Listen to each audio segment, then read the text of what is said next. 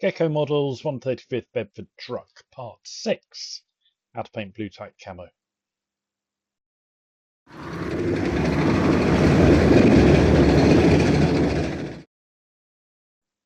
Hi everyone, welcome back to the channel, and if you're new here, it's good to have you with us. Right, time to get some paint on the truck. It's all been primed in VMS black primer as usual, and again, if you're not using that, you really ought to be, because it's amazing.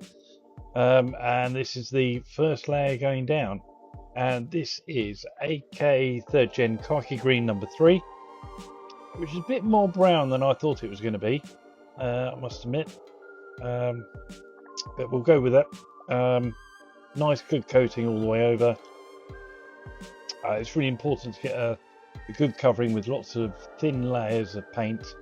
This is probably diluted 1-to-1 with thinner, so 50% mix, and just trying to get into all the nooks and crannies, and yeah, just coating every surface with a nice smooth layer of paint.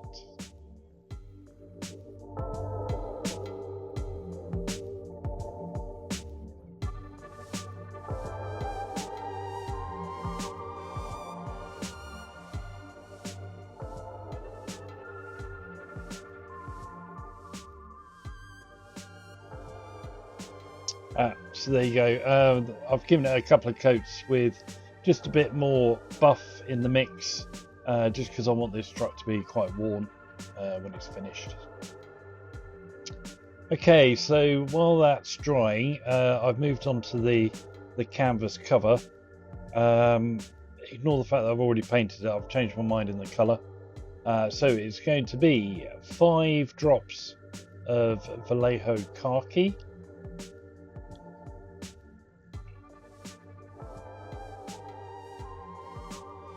Then into that we're going to put 1 drop of olive drab,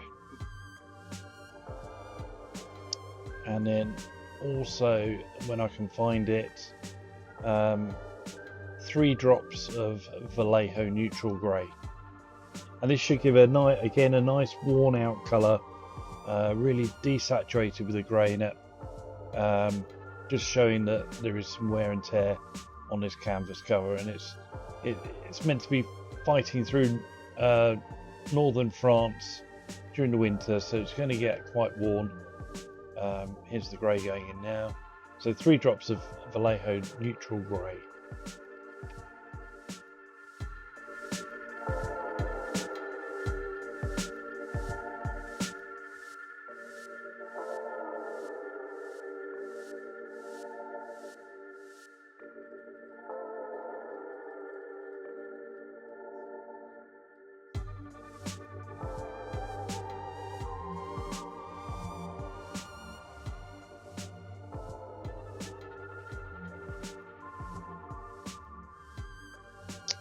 Okay, so again, a couple of coats, nice thin coats.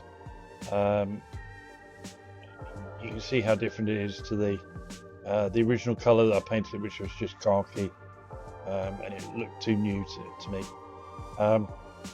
So a good coating with this, and then we'll come and do some effects afterwards.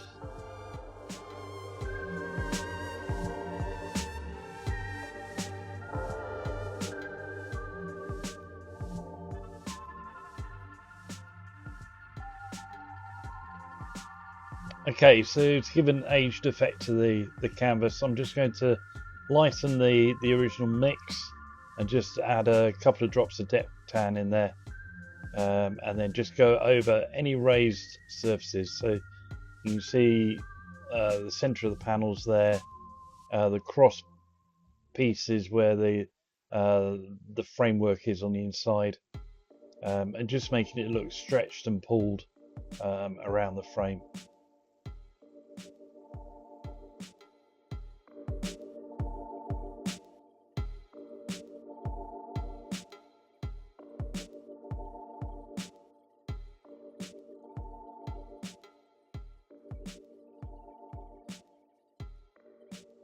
Okay, there you go. You can see the effect I was after. So that's looking really good. We'll come back to that a bit later on. Okay, so onto the Blu-Tack camouflage, the reason why you're all here. So it's really easy. You just roll your Blu-Tack into long worms, and then follow the pattern on the instructions. Obviously, you need to make allowances for the width of the colour that you're masking over. So in this case, it's the brown colour. So all my worms have got to stay on the inside of where I want the brown to be, and leaving enough space for the other colour, which in this case is going to be green. Just work your way around. I'd say, yeah, just follow the instructions.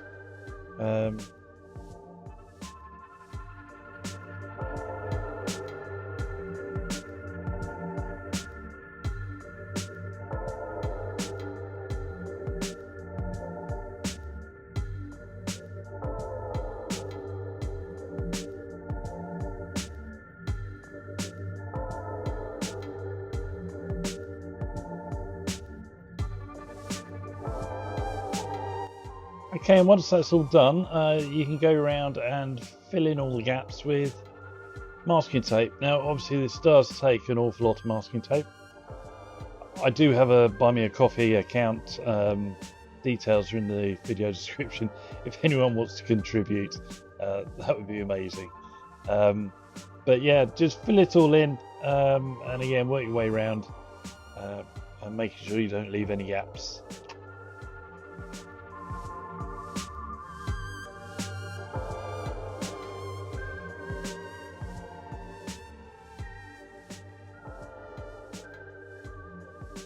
Okay, time for the next colour. This is Vallejo Russian Green. I thought it was a nice dark, quite desaturated green, not too bright. And again, same rules apply. Just nice thin coats, and build up the effect gently.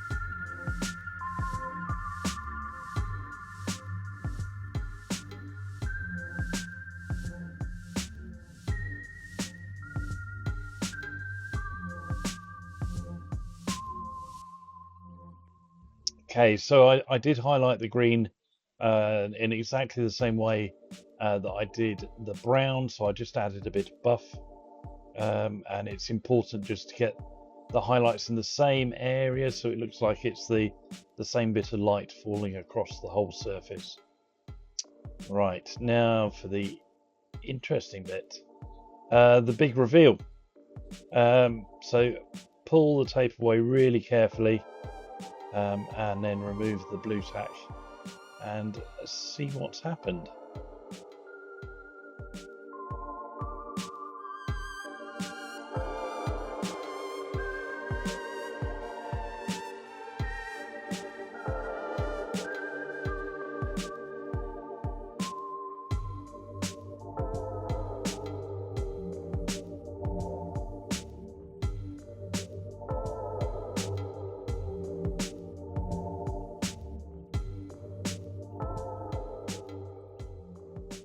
Okay, so that's the last bits of tape coming off, and I think that's worked really nicely. The highlights work through, And yeah, really nice. Happy with that. And the brown and the green work together. I don't think the brown's too dark now. Yeah, really good. Really happy with that. Okay, so I did the canopy in just the same way. And you can see I carried the highlights over the brown. Unfortunately, I've got a bit of repair work to do because the tape pulled some of the paint up in two places. But we can fix that, that's not a problem.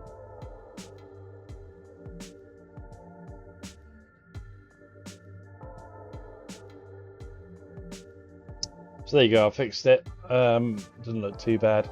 Now I'm going to bring some real age into the canvas. I want to make it look really worn out, so I'm using quite a long fluffy brush, and I'm just doing some dry brushing of deck tan across the surface. So I'll start on all the raised areas and the ridges, and then we'll work our way across the whole surface. Now it's important here that you keep in the same two directions, so you want to go in two directions at 90 degrees to each other. So here you can see I'm going up and down, and then in a minute I will change to left to right, and that way that will mimic the individual threads that make up the canvas, as if they've the colour is worn out of them.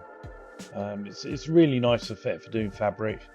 It only really works on fabric, obviously, but yeah, it should come up with a really nice authentic effect.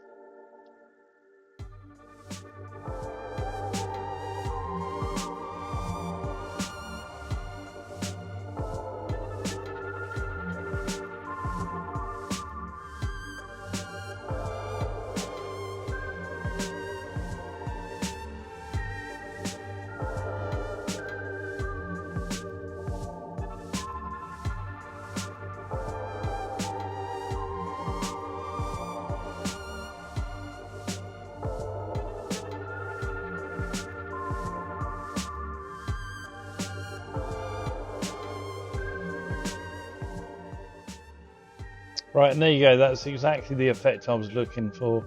Some really nice worn canvas. It's almost put a texture into it that wasn't there, so that's really cool. Happy with that, really happy with that. So there you go, that's where I've got to. You see it's all coming together now. Yeah, it looks really good. If you didn't see my wood video on how to do that effect, I'll attach that at the top. And that's it for this time, guys. Thanks ever so much for watching. Please like and subscribe so you don't miss the next part. Next time we'll move on to the weathering and the chipping and the rust effects. So I look forward to seeing you then. Thanks for watching. Bye.